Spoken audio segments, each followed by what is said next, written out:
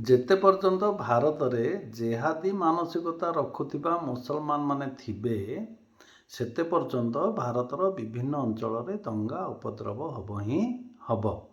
ଏମାନେ ନା ନିଜେ ଶାନ୍ତିରେ ରହିବେ ନା କାହାକୁ ଶାନ୍ତିରେ ରଖିଦେବେ। ଆପଣମାନେ ଭାବୁଛନ୍ତି କି ଯେଉଁ କଟକରେ ଏବେ ଯେଉଁ ଦୁର୍ଗା ମେଢ଼ ଭାଙ୍ଗିବା ଘଟଣାଟି ହେଲା, ଏହା ବିନା ଯୋଜନାରେ ହେଲା?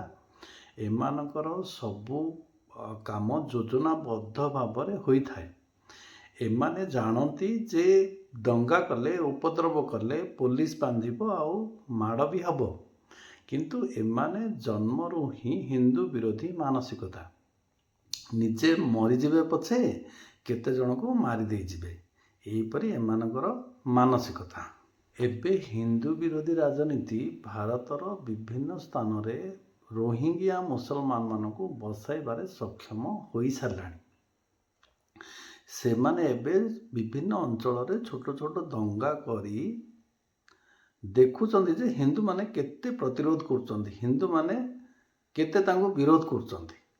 ଆଉ ଏବେ ବି ଯଦି ହିନ୍ଦୁମାନେ ସଂଗଠିତ ନହେଲେ, ସେମାନଙ୍କୁ ପ୍ରଚଣ୍ଡ ଭାବରେ ପ୍ରତିରୋଧ ନ କଲେ, ତାହେଲେ କୋଲକାତା ଭଳି ଗୋଟେ ବଡ଼ ଧରଣର ନରସଂହାର ହେବାଟା କିଛି ବଡ଼ କଥା ନୁହଁ। ସ୍ପଷ୍ଟ ଭାବରେ ହିନ୍ଦୁବାଦୀ ହୁଅନ୍ତୁ।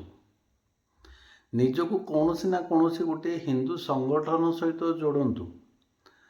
ଆପଣଙ୍କ ଅଞ୍ଚଳରେ କିଏ ବି ହିନ୍ଦୁ ବିରୋଧୀ କୌଣସି କାର୍ଯ୍ୟକଳାପ କଲେ ତାକୁ ବିରୋଧ କରନ୍ତୁ। ହିନ୍ଦୁ ଦେବାଦେବୀଙ୍କୁ କିଏ ଅଶ୍ଳୀଳ ଭାବରେ କିଛି କହିଲେ ତାର ବି ବିରୋଧ କରନ୍ତୁ। ଶାସ୍ତ୍ର କହିଛି ଯେ ଧର୍ମ ରକ୍ଷିତେ ରକ୍ଷିତା। ଯଦି ଆମେ ଧର୍ମକୁ ରକ୍ଷା କରିବା, ତାହେଲେ ଧର୍ମ ଆମକୁ ନିଶ୍ଚିତ ରୂପେ ରକ୍ଷା କରିବ।